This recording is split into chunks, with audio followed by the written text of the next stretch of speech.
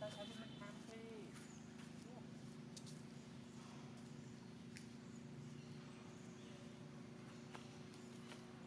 xui rồi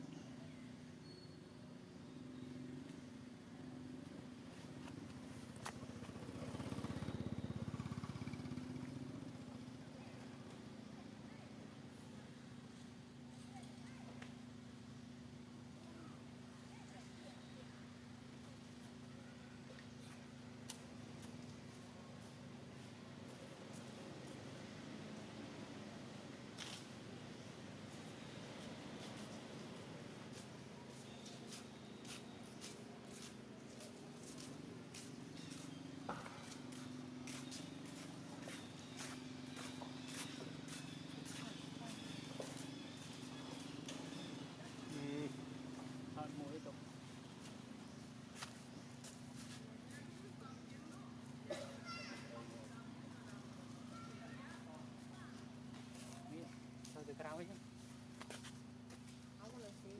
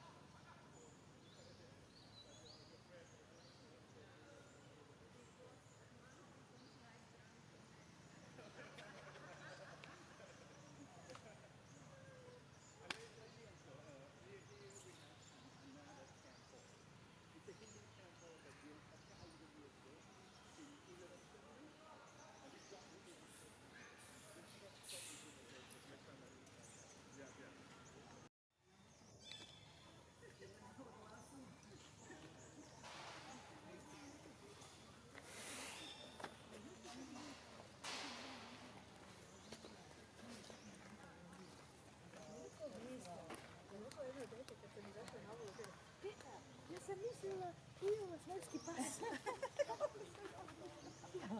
Pa ne, to je jako. Pa jeste.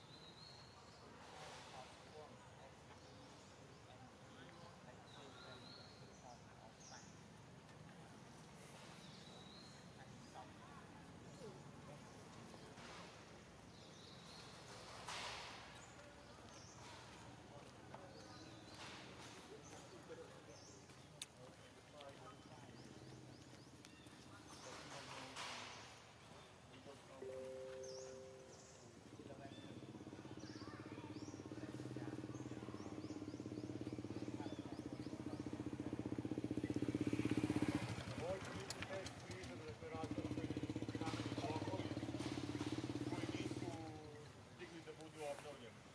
Ne znamo, znamo iz kog perioda potiču, ali kome je bio posvećen i koga je konkretno sagradio, ne znam. Dakle, jedan od hramova koji nije stigao da bude obnovljen. Naša društvenje će biti kod hrama koji zove Bakum i posvećen je Šivi. Rekao sam, 100 godina od Bajona. Šiva, Bog uništenja, koji se nešto ponovo rodio iz toga mora prvo se uništi. Njegov simbol je Šiva Linga, to su zapravo predstave Paulusa kao simbol muškosti, snagi, plodnosti i tako dalje. Kada je konvertovan Angkor, odnosno Khmeri u budizam, mnogo njih je uništeno, ali ćemo ne ići na te simbole. Hinduizam se oni dalje postoji i dalje unutar hramove, na ulazu u hram, kada vidite It is kind of free, visualizing free. If you cross around 300 to 400 years old, you drive this one. Spawn.